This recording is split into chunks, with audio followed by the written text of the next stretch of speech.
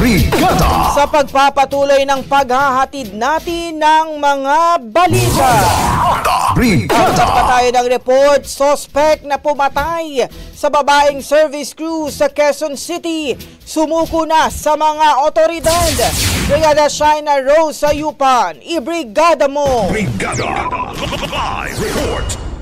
Sumuko na sa Barobo Municipal Police Station sa Surigao del Sur ang sospek sa pagpatay sa babaeng crew sa Quezon City noong Mayo 4. Kasama ang kanyang ina ay voluntaryong sumuko ang sospek na kinilalang si alias Edward. Batay sa investigasyon ng QCPD, nagtungo agad sa probinsya si Edward matapos mapatay ang biktima. Napag-alaman na nagkaroon sila ng alitan matapos kumprontahin ng biktima ang sospek tungkol sa umano'y inventory discrepancy dahilan ng pagkakatanggal nito sa trabaho.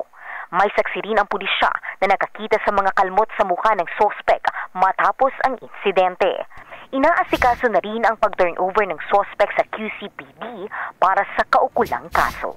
In the heart of changing lives, ako si Brigada Shaina Rosa Yupan ng 105.1 Brigada News FM Manila, the Music and News Authority. Ronda Brigada! Ang bahaging ito ay hatid sa atin ng Mom's Love ES1 Capsule. Simulang tuparin ang pangarap ng iyong anak. And starting now,